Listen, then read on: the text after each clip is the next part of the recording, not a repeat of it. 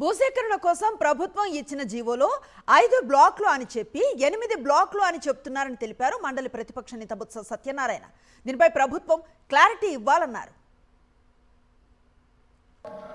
సభ్యుడికి ఆవేదన ఏంటంటే ఏదైతే ప్రభుత్వం ఇచ్చిన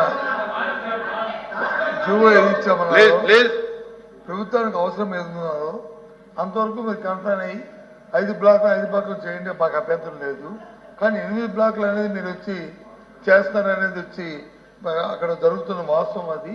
దాని మీద మా క్లారిటీ కావాలని అడుగుతున్నాడు ఆయన అడుగుతున్నాడు. ఒకవేళ మీ క్లారిటీ కాదంటే దీని మీద మనం రేపు బిఎస్లో చర్చిస్తున్నాం సార్, దీని మీద స్టేట్మెంట్ కానీ చర్చకి కానీ అవకాశం ఇవ్వండి అధ్యక్ష. దాని ప్రకారం ప్రభుత్వాన్ని వచ్చి కొనసాగించమని అధ్యక్ష. దాని మీద క్లారిటీ కావాలి ఆయన అడుగుతుంది. క్లారిటీ అడిగాడు సింపుల్గా. దయచేసి రెవెన్యూ మంత్రి గారిని వచ్చి దాని క్లారిటీ ఇవ్వమండి అధ్యక్ష, అంతే.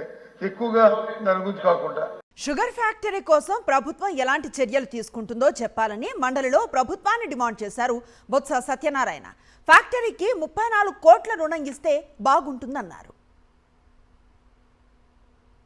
ఫ్యాక్టరీ ఆడిన తర్వాత మళ్ళీ క్లోజ్ అయిన తర్వాత ఇప్పటికొచ్చి జీతాలు కానీ రైతు పేమెంట్లు కానీ సుమారు 34 కోట్లు ఇవ్వాలి అధ్యక్ష. గత శాసనమండలి జరుగుతున్నప్పుడు కూడా అగ్రికల్చర్ మినిస్టర్ గారిని వచ్చి రిక్వెస్ట్ చేయడం జరిగింది అధ్యక్ష. ఒక మీటింగ్ లో స్పీకర్ గారు కూడా దానికి సంబంధించిన కాన్ఫరెన్స్ లో కొంత ఏరియా కూడా కమాండ్ ఏరియా కూడా ఉంది అధ్యక్ష. వారిని కూడా డిఆర్సీ మీటింగ్ కూడా అడిగాము అధ్యక్ష. డిఆర్సీ మంత్రి గారు కూడా ఎక్సైజ్ మంత్రి గారు కూడా అధ్యక్ష. దయచేసి మీ ద్వారా మంత్రి గారిని కోరుతుంది ఏంటంటే 34 కోట్ల కనీసం లోన్ కిందనే సరే ఒక 20 కోట్లు లోన్ కింద ఇప్పిస్తే మిగతా షుగర్ అమ్ముకుంటే ఇంకో 12-14 కోట్లు వస్తాయి. కాబట్టి ఇష్యూ రిజల్వ్ అవుతుంది అధ్యక్ష.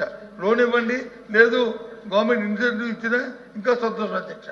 ఒకవేళ డబ్బు కానీ మీరు కానీ ఇన్సెంటివ్ ఇస్తే చాలా సంతోషం, లేకపోతే కనీసం లోన్ ఇవ్వండి అధ్యక్ష.